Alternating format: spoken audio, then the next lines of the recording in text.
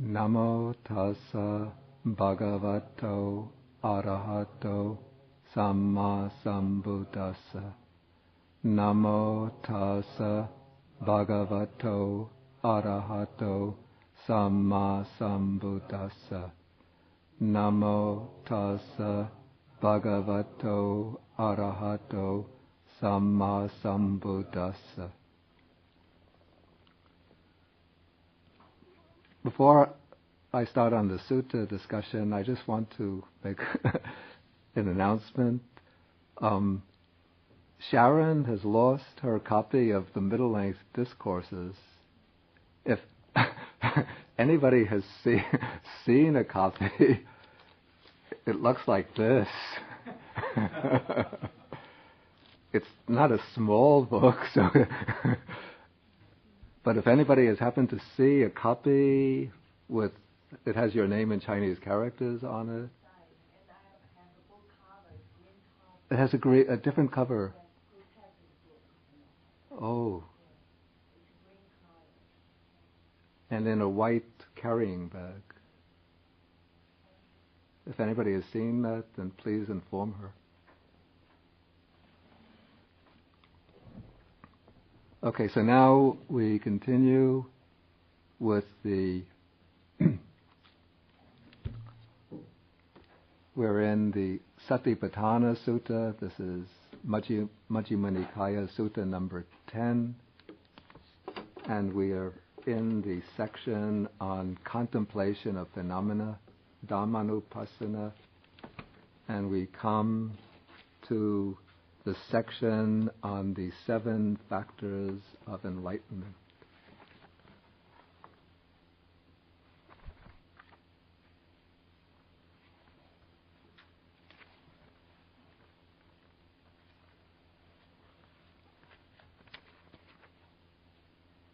This is page 153, starting with paragraph 42.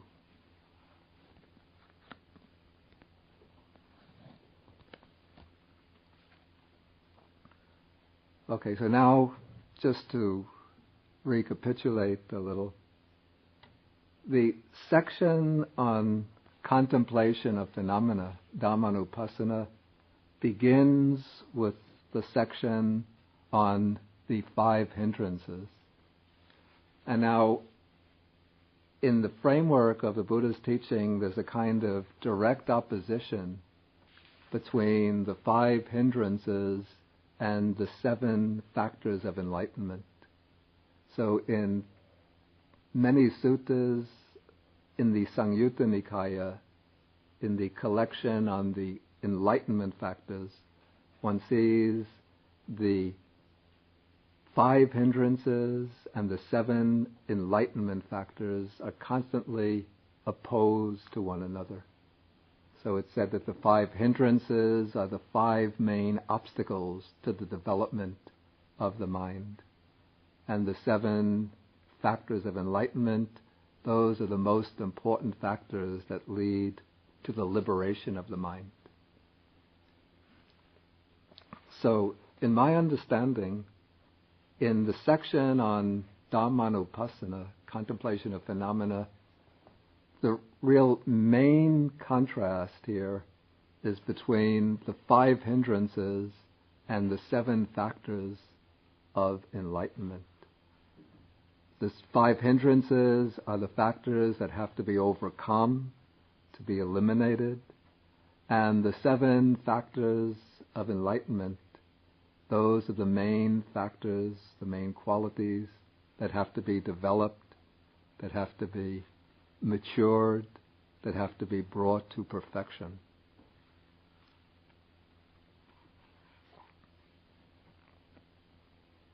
Okay, but contemplation of phenomena is also concerned with the development of wisdom, panya. And so and panya means seeing and knowing things as they really are. And what are the things to be seen and to be known? We have 3 categories. come within that fit that description. 3 classes of things here. One are the 5 aggregates. Another are the 6 or 12, 6 internal and external sense bases, making 12 bases altogether. And the last is the 4 Noble Truths. But the knowledge or the wisdom that knows the 4 Noble Truths, that comes only after the 7 factors of enlightenment have been fully matured.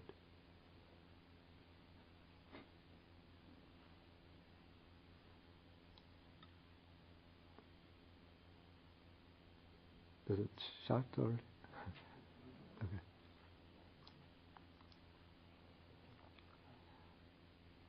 Okay, now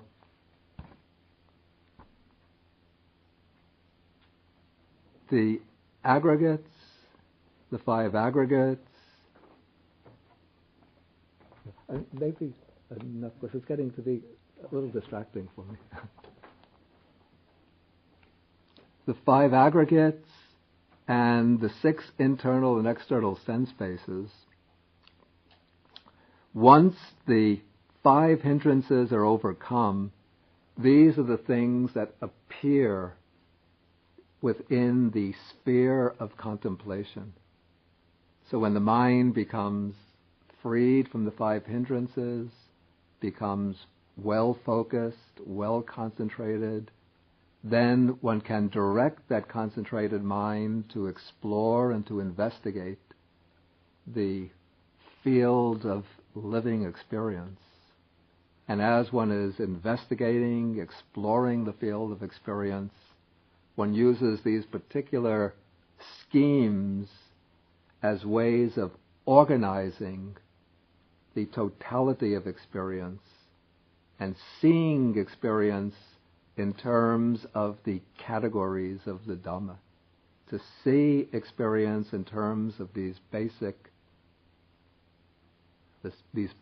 structures which serve as the supports for the maturing of panya, of wisdom.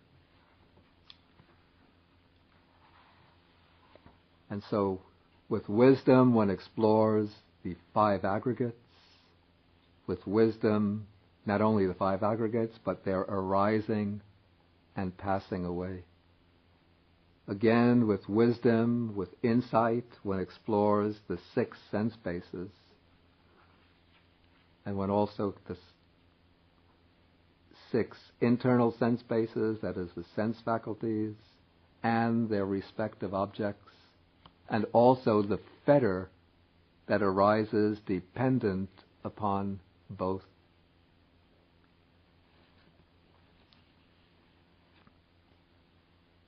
Okay, and as this exploration, investigation begins to gain momentum, to pick up speed, or to pick up power, then the 7 factors of enlightenment become prominent. Actually, these 7 qualities can be present even in earlier phases of the practice, but now they start to come together as a unity, you could say, as a team of factors working together, pushing towards the end, the goal of enlightenment. And so that is why this particular set, the 7 enlightenment factors, come at this particular point in the sutta. Okay, and so we have the text. Again, bhikkhus, a bhikkhu, a monk, abides contemplating, here I change the translation, phenomena as phenomena in terms of the 7 enlightenment factors. And how does he do so? Okay, here, there being the mindfulness enlightenment factor in him, a bhikkhu understands. There is the mindfulness enlightenment factor in me, or there being no mindfulness enlightenment factor in him. He understands there is no mindfulness enlightenment factor in me. And he also understands how there comes to be the arising of the unarisen mindfulness enlightenment factor, and how the arisen mindfulness enlightenment factor comes to fulfillment by development. Then this is the same pattern is repeated for the investigation of phenomena, investigation of states, or investigation of phenomena enlightenment factor, then the energy or vigor enlightenment factor, the rapture enlightenment factor, the tranquility enlightenment factor, the concentration factor, and the equanimity enlightenment factor.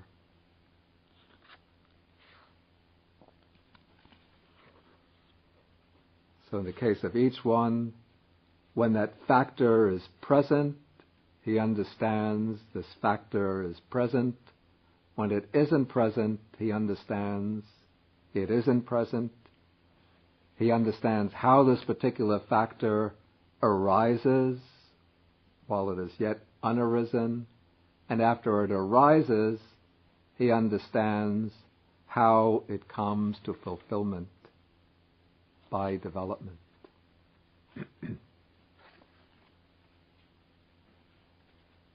Okay, everybody should have a copy of the chart on the 7 factors of enlightenment.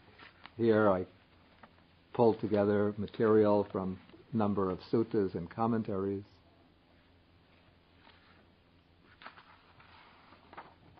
Which help us to understand these 7 factors of enlightenment.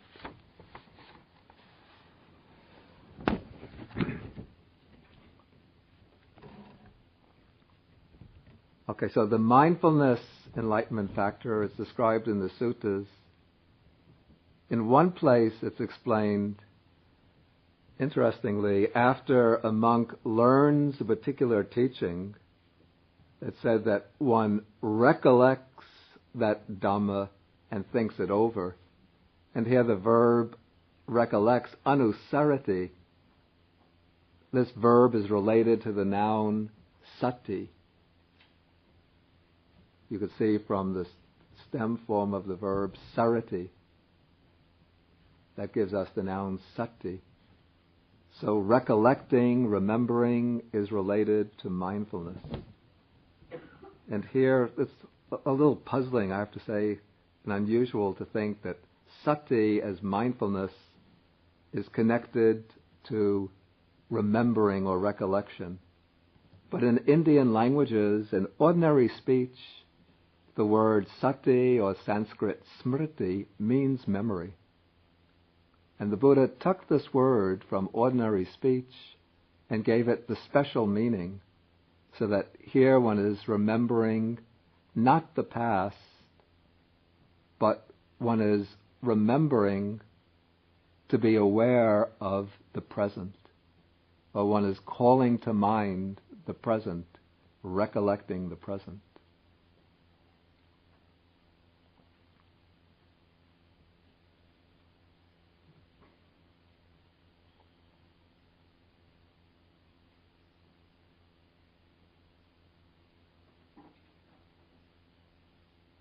But more typically, it would be said that in explaining how mindfulness functions, it said simply that unmuddled mindfulness is established in him.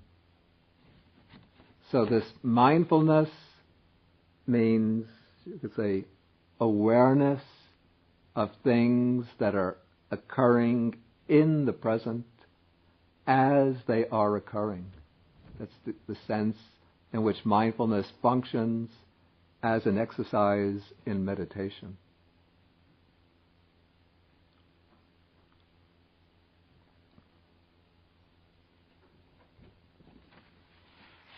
And now mindfulness has already, the practitioner has already started to develop mindfulness from the very time of beginning the practice of Satipatthana.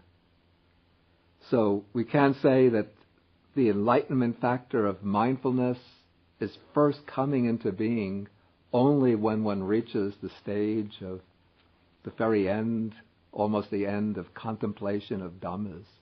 But even when one is beginning, say, the first exercises in mindfulness of breathing,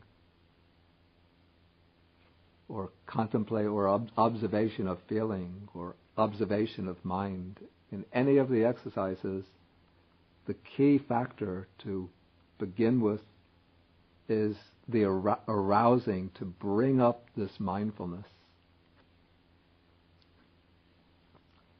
And for the practice to succeed, one has to be constantly monitoring the presence or absence of this mindfulness. When one is keeping the object in mind, when one is mindful of the object, continuously mindful, then of course one should from time to time reconfirm that one is mindful of the object. That is understanding that mindfulness is present in me. And when the mind slips away from the object, when it gets lost in distracting thoughts, then one has to bring to mind, or recollect the mind, catch the mind as it's running away, and bring it back. Then one is recollecting or noting that this factor of mindfulness is not present and has to bring it back. At this point, perhaps we wouldn't say that mindfulness is not, we would have to say that mindfulness has not yet really become an enlightenment factor, but this is, even these initial exercises in mindfulness, these are the seeds out of which the enlightenment factor of mindfulness will grow.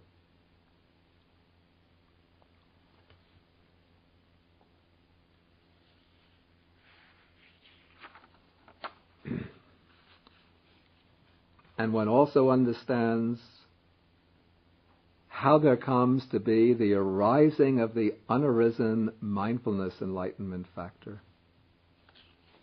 To understand this, one has to understand what is the principal condition for this particular enlightenment factor. And the answer that we have in the suttas is giving careful attention to things that are a basis for the enlightenment factor of mindfulness. And what are those things? Basically, anybody tell me in a nutshell? Give you a hint. 4 things.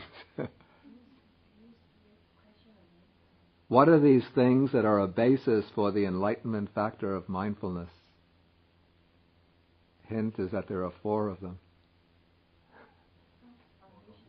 Yeah, 4 foundations of mindfulness. Okay, so giving careful attention to the body in any of the exercises for the body, feelings, states of mind, or phenomena.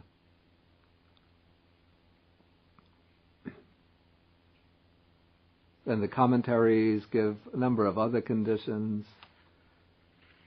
I don't think I'll be able to get all of them in. To discuss them all, but I'll just go through a little quickly. It mentions having mindfulness and clear comprehension, which is almost redundant. I think the idea is that when one has clear comprehension of what one is doing in one's day-to-day activities, that will bring mindfulness along with it, so that one can be mindful in one's meditation. Then one should avoid persons who are with muddled and confused minds, associate with mindful people, and have a suitable inclination. That means have the inclination towards developing mindfulness.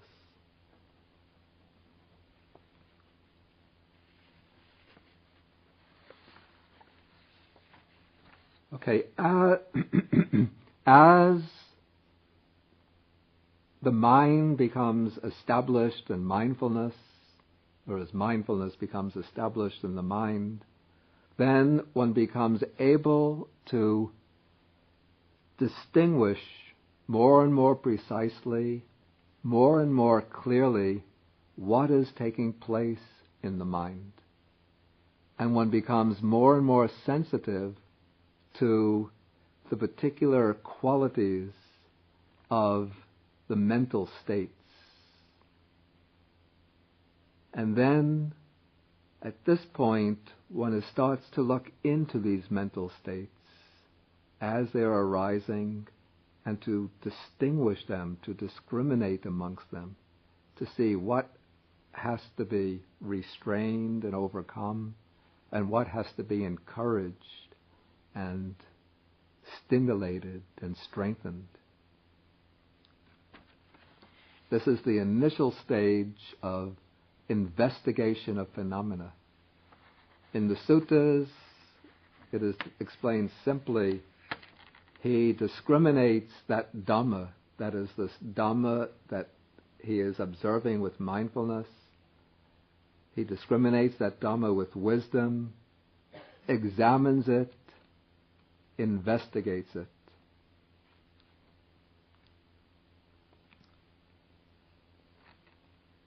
And then the suttas explaining what is the principal condition for investigation of phenomena say it is giving careful attention to wholesome and unwholesome states, that's states of mind, blameless and faulty states, to bright and dark states. These are really all synonyms. So, what I would call the initial stage of investigation of phenomena is this ability to distinguish between the wholesome and unwholesome states of mind. And this ability, this capacity for discrimination, this forms an important step for further development of the mind. And as the mind develops further, investigation of phenomena will take on a deeper function. It will turn into that factor which will examine phenomena in terms of their real characteristics, which will be able to discriminate, to distinguish what are the particular characteristics of phenomena. What are the characteristics of form, feeling, perception, mental formations, volitional formations, consciousness.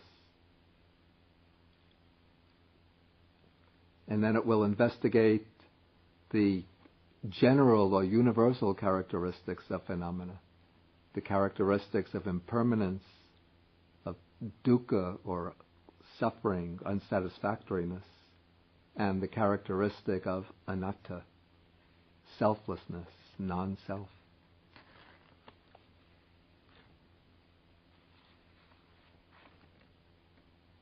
But now we're taking the enlightenment factors in sequence, so as one discriminates between these wholesome, unwholesome states, one restrains and overcomes the unwholesome states.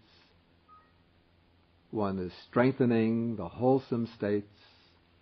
And as one strengthens the wholesome states, then the mind becomes charged with more and more energy. So that sometimes it seems like one is tapping into previously unsuspected sources of energy, because the mind is becoming very pure and clear, and that gives access to deep sources of spiritual energy which now become very active. And so it's said in explaining the energy enlightenment factor, his energy is aroused without slackening.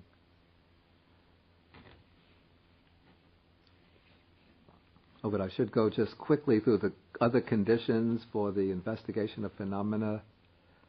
Okay, the inquiring into the aggregates, that study about the aggregates, personal cleanliness, having a clean body, clean clothes, clean facilities, since that will facilitate the clean or clear functioning of the mind, balancing the spiritual faculties, deep reflection, and then associating with wise people and having that inclination towards wisdom, towards deep understanding. Okay, so these are conditions which bring the unarisen enlightenment factor of investigation, which bring it into being, and as one goes on cultivating these conditions, they will bring that factor of investigation to full development.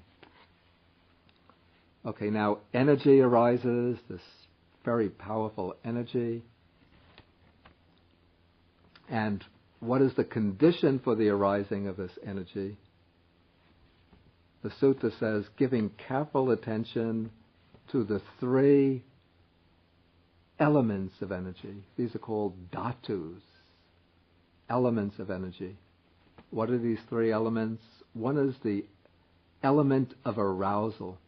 This is the first stage when one is arousing energy. The second is called the element of endeavor. This is where one is persisting in one's effort. The energy is now picked up momentum and it's now continuing steadily. And then the third stage of energy, I translate it rather freely, the element of unstoppable advance, unstoppable progress, where the energy is really just very intense, burning very strongly. This is the stage sometimes spoken of in the text where a meditator can sit for 3 hours at a stretch without any problem, can sit through, maybe needs only 3 hours of sleep a night, because the energy is now very, very, very intense. You can just read the list of the other conditions for the arising of energy. I won't stop to explain them. Okay, when energy starts to pick up strength, when one discovers this mind is now becoming focused, steady, and this energy is arising, the mind is experiencing great purity, and so this rapture arises. One starts to feel a joy and happiness that one has never experienced in any of the so-called pleasures of worldly life. So it's said now that spiritual rapture arises in him.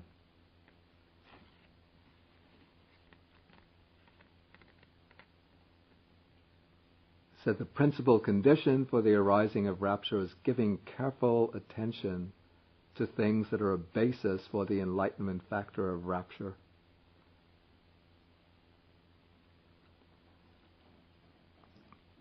But I think the main factor that brings this rapture into being is this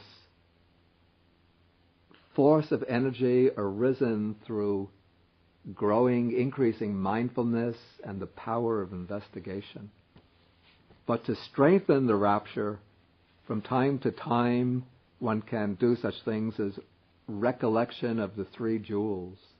That is, the recollection of the Buddha, Dharma, and Sangha, or recollection as one has pure moral practice, one can recollect the purity of one's moral practice, or give attention to reflect upon the fact that one has now entered upon this path to complete liberation. Reflections like this will strengthen the factor of rapture.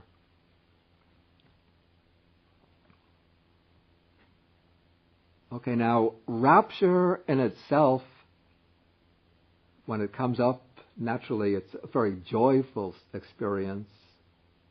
but it has a certain edge or element, ingredient of excitement to it. It's sometimes bubbling with excitement. The mind is a state of exhilaration, the mind very, very happy, very joyful. And that is a disturbance. At first it's very pleasant. The mind is carried away. One has never experienced such states of happiness and bliss before.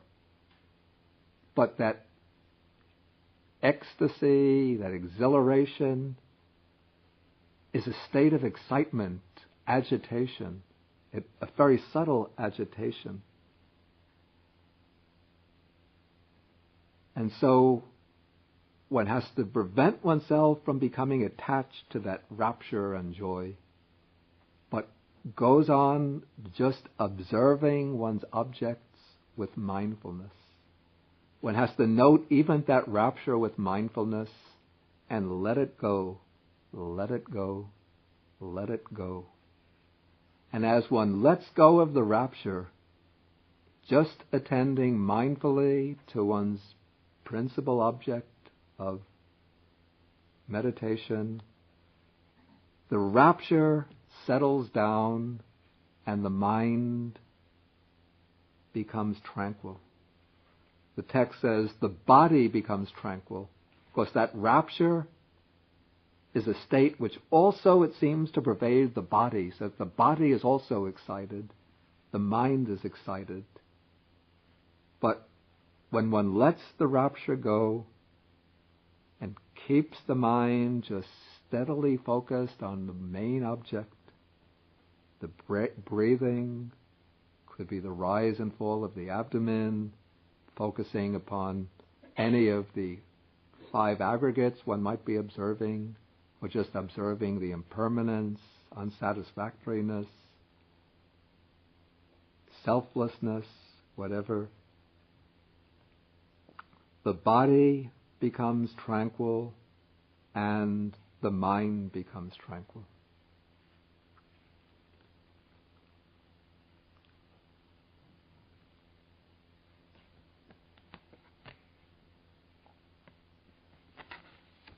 Okay, the sutta gives us the principal condition for tranquility, giving careful attention to tranquility of body and tranquility of mind, which I have to say doesn't really explain very much to me.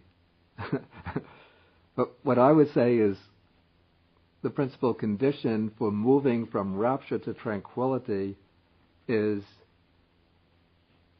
not becoming carried away by the rapture, not becoming attached to it, letting it go, and bringing the mind back to the main object of meditation, and just to continue observing the main object. As one goes on observing the main object, one enters into this state of tranquility, and from tranquility, then the mind becomes filled with something called Suka. Suka is happiness or pleasure. This is something different from rapture. Happiness or pleasure is a very quiet, very calm type of happiness or joy. It's not the excited, rapturous, ecstatic happiness of piti. This is very quiet, tranquil, peaceful type of happiness. It's like a cool breeze in the late spring. And in that frame of mind, the mind can settle down even more steadily upon its object and remain consistently, continuously upon that object without wavering, without losing the object. remains focused upon the object, and by settling upon the object, it enters into samadhi, concentration. And so for one whose body is tranquil and who is happy, the mind is concentrated, or the mind becomes concentrated. And the principal condition for the arising of concentration is giving careful attention to what is called the samatha nimitta. That's the sign of serenity, or also called the sign of non-dispersion. This is the subtle object of meditation, of concentration that arises. As one's concentration becomes better, stronger and stronger, then there arises this subtle inner object, kind of, could be a light, inwardly perceived light. And so one just steadies the mind upon that inwardly perceived object, and the mind becomes completely absorbed in that object, and that becomes concentration, samadhi.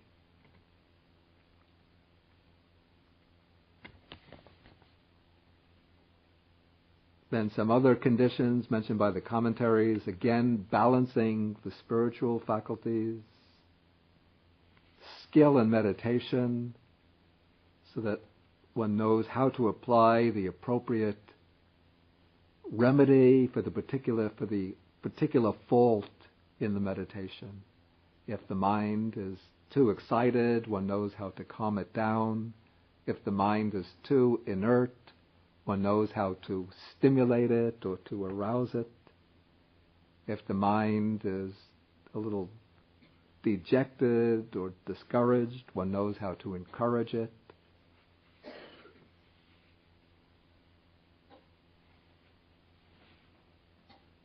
Then the others should be quite obvious from what was said already.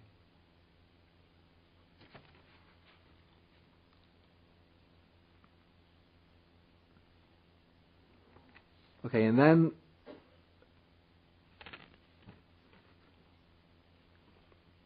as the concentration deepens, then a factor that has been present all along in the development of the meditation becomes more and more prominent, and this is equanimity, upekkha.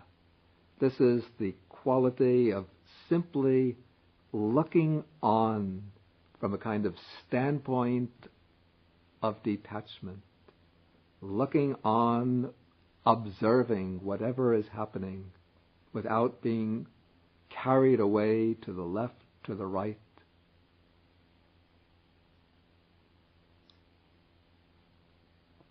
The text says, as concentration matures, he closely looks on with equanimity at the mind thus concentrated. In the earlier stages, one has to look at the mind, whether it's excited. If it's a little excited, one has to calm it down. If it's a little sluggish, one has to push it ahead. If it's a little discouraged, one has to encourage it. If it's a little dejected, one has to uplift it with joy. But now when all of these other faults have been overcome, one looks at the mind and one just looks on with equanimity. It's like one is riding a horse. To get the horse started, one has to maybe hit it from the back, then it starts riding. If it's going too fast, one has to pull it by the reins to make it go a little slower. But now the horse is galloping at a steady pace, and one just sits in the saddle, sort of looking at the countryside around one. One doesn't have any more concern with what the horse is doing.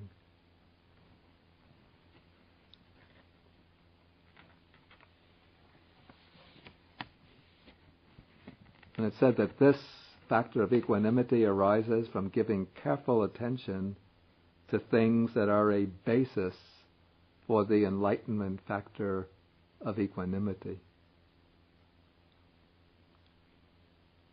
Again, this isn't elaborated any further in the suttas, and I think one has to use reflection to draw out the implications, but I take it that the best way to understand it is simply that by overcoming all of the faults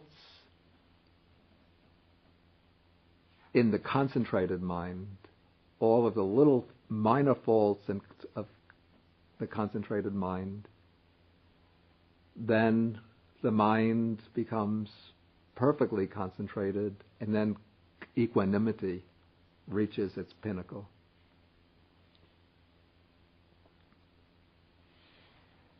Okay, this is all explained, the way I've explained it now, as though one is developing the enlightenment factors from the standpoint of, we call, serenity or samatha, gaining concentration. But these factors are enlightenment factors.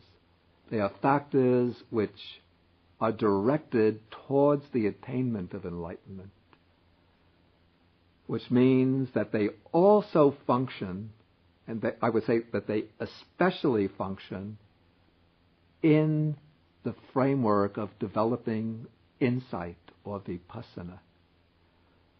So even if one is not developing samadhi or concentration to the level of the deep jhanas, but when the mind reaches a certain level of samadhi or concentration, one can then use that concentrated mind to investigate phenomena, the aggregates, the sense spaces, in terms of the three characteristics: impermanence, unsatisfactoriness, non-self. And as one does so, these same 7 factors of enlightenment will also be operative. They will also be functioning, because one is observing, one is aware of these phenomena, these impermanent phenomena. The awareness of them, that is being done with mindfulness. One is examining them, looking deeply into them. That examination, that deep inspection of them, close inspection, and deep seeing into the nature of things, that is investigation of phenomena.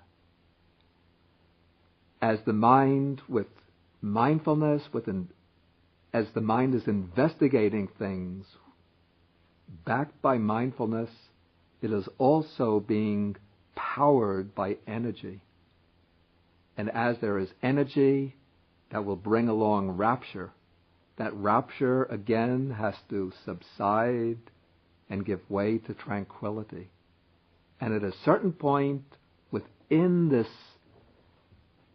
process of examination, of seeing, deeply seeing, the mind is steadily concentrated. It's not the concentration of absorption with just one object. The objects are always changing because one is observing phenomena as they occur moment by moment. But the mind is fixed steadily upon whatever is occurring, moment after moment after moment, so that even at the micro level, microscopic level, one is observing steadily this constant process of phenomena arising and breaking up and passing away. Arising, breaking up, and passing away. And while one is observing phenomena with this concentrated mind, the mind is simply standing back in this post of observation, which is characterized by equanimity. It's not being attracted to the phenomena, not attaching to them. It's not being repelled by them, not being pushed away by them, but simply observing with equanimity.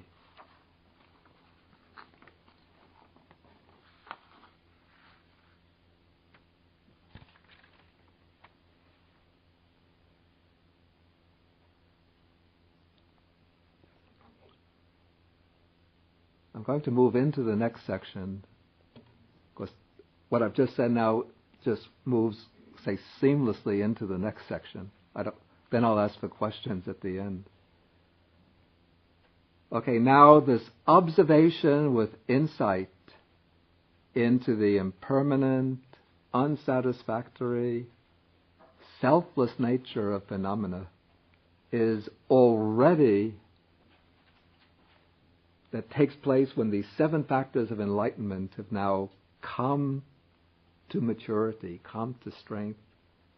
That is already the beginning of the contemplation of the Four Noble Truths.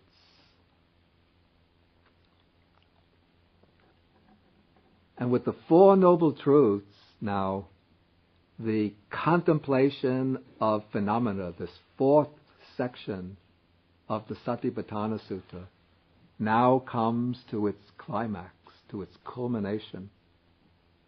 And the way I understand Dhammanupassana, I say it is, I think at the beginning of this section I said, my interpretation is contemplating Dhammas as phenomena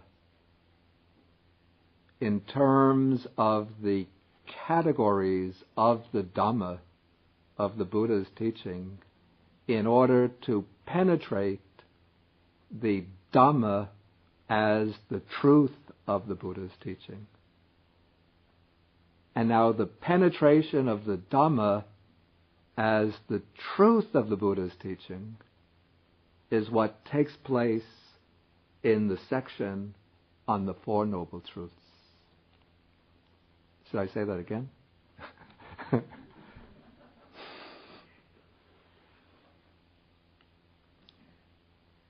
Okay, this section is called Dhammanupassana, contemplation of phenomena. What does that mean?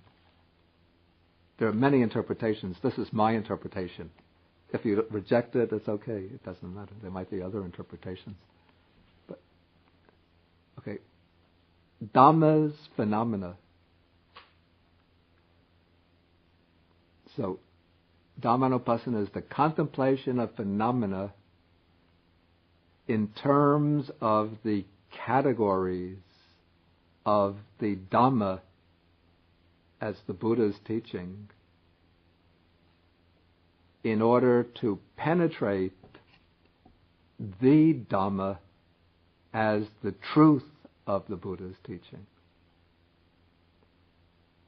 And this penetration of the Dhamma as the truth of the Buddha's teaching is what takes place in this last section on the contemplation of the Four Noble Truths.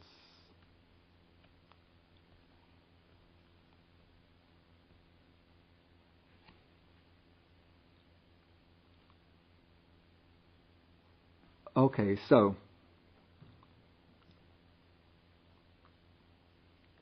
he's contemplating now, when he's contemplating with insight, the phenomena of the 5 aggregates or the 6 sense bases as impermanent, dukkha, suffering, non-self. And in this process of contemplation, the 7 factors of enlightenment are all active now. They're all operating. And so, observing this 3 characteristics in the 5 aggregates, the 6 sense bases, one is already contemplating the first noble truth. So one is understanding as it actually is to some extent, I would say, to some extent one is understanding as it actually is, this is suffering. And then one can also see, with direct experience, one could see how through craving, when craving arises, how this craving brings along suffering. One could see when there's less craving, how suffering diminishes.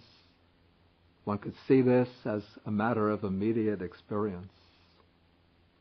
And so one is having some understanding of the second noble truth, and one has a kind of inferential understanding of the third noble truth. One has not really penetrated it yet.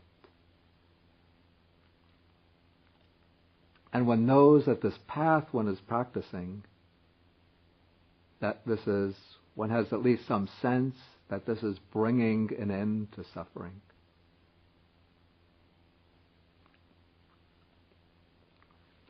One has not yet actually really penetrated or fully understood yet or directly understood the Four Noble Truths, but one is gaining insight into the Four Noble Truths. The contemplation now takes the three characteristics through deeper and deeper levels. And now we're taking a disciple who has fully mature faculties until when one really comes to what we call the bottom of the three characteristics, where the three characteristics all, in a sense, come together as one, then the mind, that very point where the three characteristics come together as one, is the door that leads from the conditioned world to the unconditioned realm, from the realm of birth and death to the deathless, from samsara to nirvana, to nibbana. And so when the insight contemplation comes to the very bottom of the three characteristics, then the mind breaks through that door. That's a door locked with 7 seals. Those are the seals that have been keeping us in samsara through beginningless time. Just momentarily it breaks through that door and comes out into the realm of the unconditioned. Just for a peek into the unconditioned, then falls back. But when it does so, it sees and understands this is the cessation of suffering. And then when it comes back into the conditioned, it looks back at the 5 aggregates, the 6 sense bases, 18 elements, conditioned origination, and knows this is really dukkha. This is suffering. It looks at this whole chain of conditions from ignorance through craving and knows this indeed is the origin of suffering. And it knows this Noble Eightfold Path is indeed the way leading to the cessation of suffering. And so one has now made that first breakthrough to the unconditioned, and as one develops that repeatedly, this process, in time it will come to the full realization of the unconditioned. And so that breakthrough to the unconditioned, that is the direct knowledge, the full knowledge of the Four Noble Truths, and that is, you say, the culmination of the Satipatthana contemplation. Okay, then we come to the refrain, in this way he dwells contemplating phenomena internally, externally, both, and so on.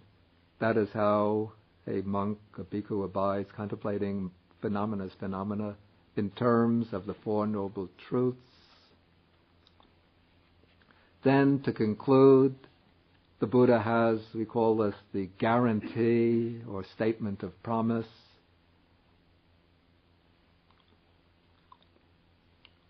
Bhikkhus, if anyone should develop these four foundations of mindfulness, or these four establishments of mindfulness, in such a way for 7 years, as if he should develop them diligently as explained in the sutta, then one of two fruits can be expected for him. Either final knowledge, here and now, final knowledge, that's anya, that is the knowledge of liberation, the attainment of complete nibbana, final liberation or arhatship, right here and now. Or if there is some trace, some residue of clinging left, then he becomes an anagami, a non-returner. That's one of the third stage of realization.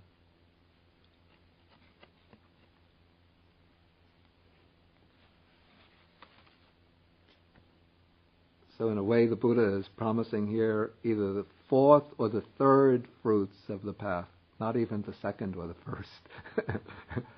But 7 years that the Buddha is giving as sort of the maximum time. Then he says, let alone 7 years, if anyone should develop these four foundations of mindfulness in this way for 6 years, 5, 4, 3, 2, 1 year, one of the same two fruits can be expected.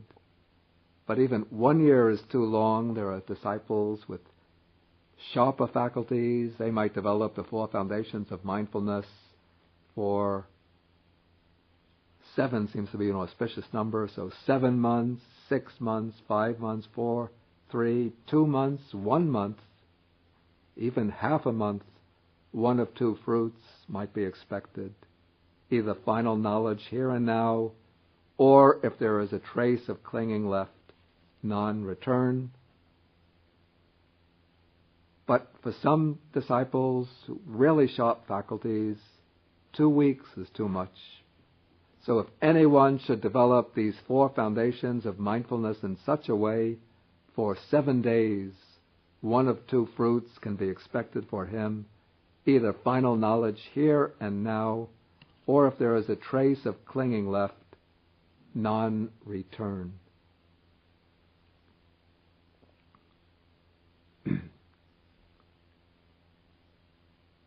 The commentary says that even 7 days is stated just for convenience, but it quotes another sutta which says that sometimes a disciple might be instructed in the morning and he'll achieve realization in the evening, or if he's given instruction in the evening, he achieves realization by the morning. Then there are some disciples with very, very sharp faculties. As soon as they get the instruction, they reach attainment right on the spot. But anyway, the Satipatthana Sutta ends with 7 days, 1 week. And then the Buddha says, so, summing up, he says, so it was with reference to this that it was said, this is the direct path for the purification of beings, for the surmounting of sorrow and lamentation, for the disappearance of pain and grief, for the attainment of the true way, for the realization of Nibbana, namely the four foundations of mindfulness. And that is the end of the Satipatthana Sutta.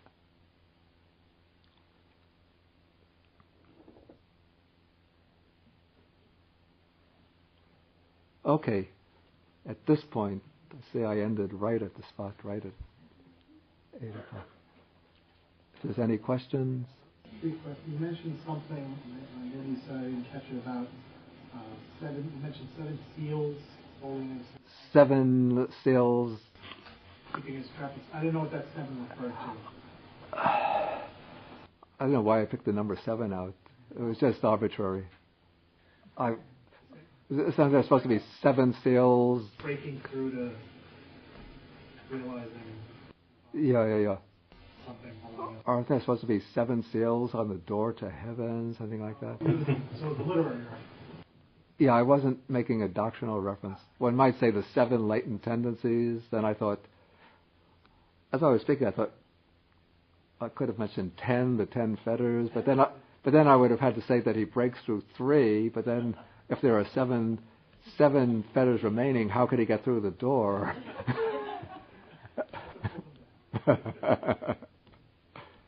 Then I would have had to develop the metaphor, and I hadn't worked it out in my mind. It occurred to me right on the spot.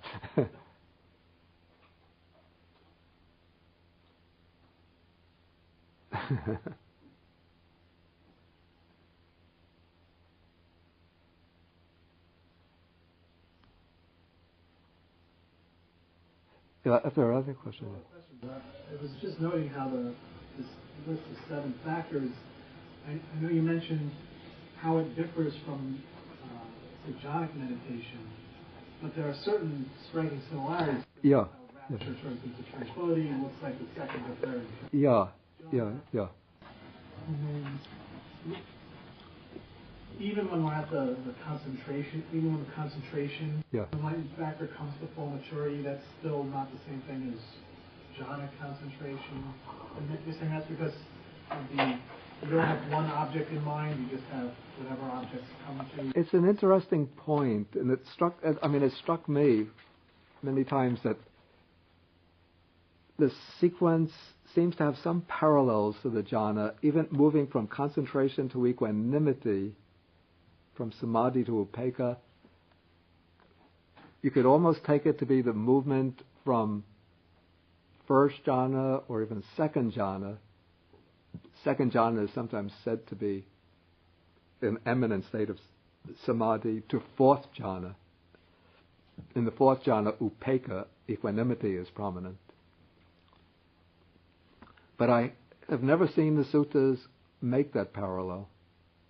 And the fact that these are called 7 factors of enlightenment, to my mind, connects them with insight meditation more than with jhana meditation. But also concentration, samadhi is said to have as its principal condition giving careful attention to, this is, the Pali is samatha nimitta, the sign of samatha. And samatha is the process of meditation that leads to jhana. And so that again connects it with the jhana type of meditation. That acts of concentration. Yeah. So it's possible you could see the 7 factors of enlightenment is applicable to both. But I would see the 7 factors as coming into their true light in connection with insight meditation.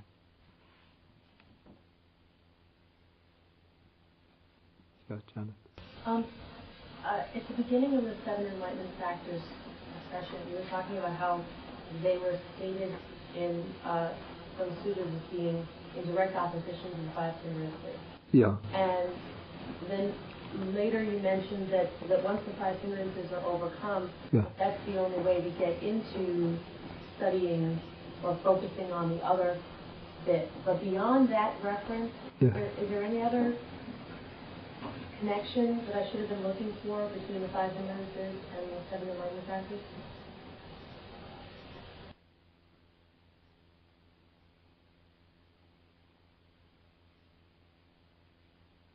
I'm not quite sure that I understand the point. I guess when I see a thing as being opposite to each other, Yeah. I imagine that I could draw a parallel between them. This is negative, that's positive. But in this case, it seems to be that you can't get to that until you've first gotten through those 5 things. Wait, yeah. I would not quite put it that way. Okay, just for the case of the recordings, just repeat the question to the best I understand it. She's asking, whether it's the case that one cannot get to the 7 enlightened factors until one has completely overcome the 5 hindrances. Is that? I think that's, I guess, my question. I might be at fault for perhaps oversimplifying the explanation, because in the course of the process of contemplation, the 5 hindrances can still come up again. Even when one is, say, practicing the 7 factors of enlightenment, one might be, in fact, this is something that happens to quite a number of meditators. One gets into the stage of piti. Piti has the sense of rapture or joy, and that joy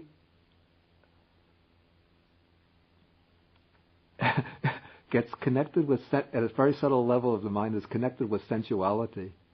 And so it tends to bring up, one easily slips from the rapture experience of rapture as an enlightenment factor, or rapture as a meditative experience, into sensual thoughts arising, and then to sensuality. So then the hindrances are the work of Mara, so they have a way of slipping in whenever they get an opportunity. So if one is not very diligent and mindful through that arising of rapture, if one lets the mindfulness slip, then that rapturous experience can give an opportunity for sensual desire to arise. Or, again, say one might have very intense energy. Energy could easily bring up restlessness. If there's energy but not enough mindfulness to keep the mind focused, well focused, then the energy just can launch out on a trajectory of its own, and then it starts turning into restlessness. Or when one gets into tranquility or concentration, again, if there's not sufficient mindfulness, the mind sort of settles in quite comfortably to that tranquility, and before long, dullness sets in, dullness and drowsiness.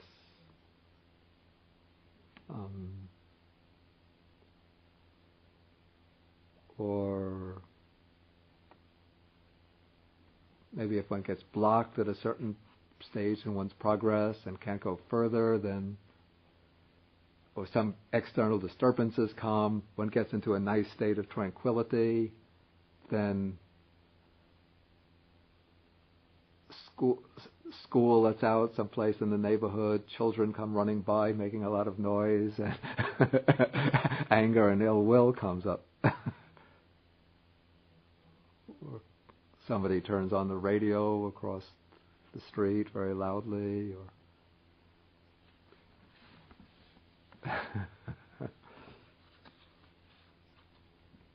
the dogs start barking. Ill will comes up. So anyway, so these are illustrations that the 5 hindrances can come up within the process, even in stages of insight contemplation, tranquility, where one is in stages of serenity meditation. Then one has to deal with them at that point. It's not just working in this very neat, progressive sequence. Here are the 5 hindrances, overcome the 5 hindrances. Now it's going to be smooth, going all the rest of the way. Would you say that the strength of your development of the 7 factors is in opposition to the weakness of the 5 hindrances?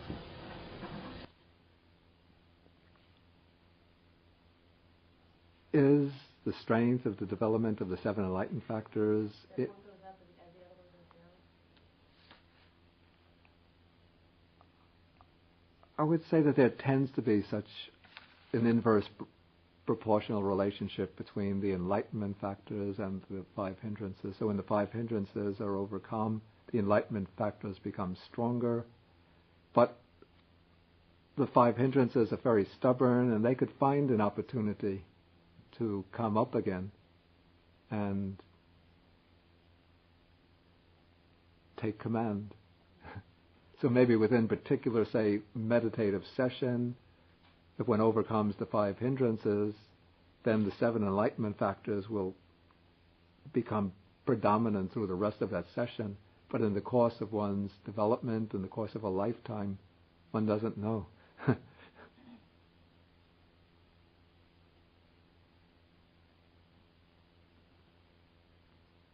Any further questions?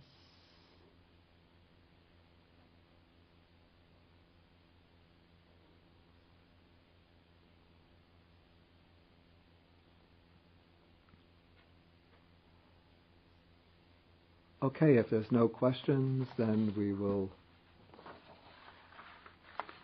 do the sharing of the merits. We share the merits with the devas, nagas, and other beings.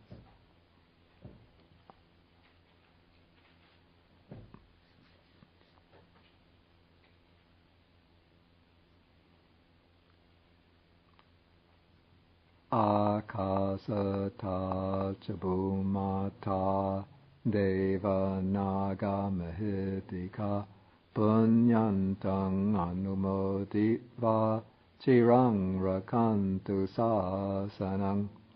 Akasata chabumata deva naga mahitika punyantang anumoditva chirang rakantu desanang.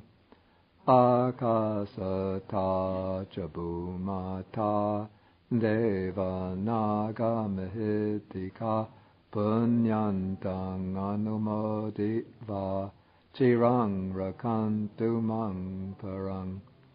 Etavata cha amhehi sampadang punya sampadang sabbe deva anumodantu sabba sampati siddhya.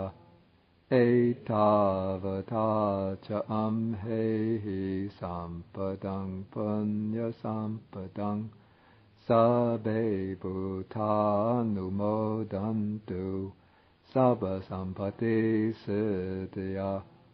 Etavata cha amhehi sampadang punya sampadang sabbe satanumodantu sabba sampati siddhya.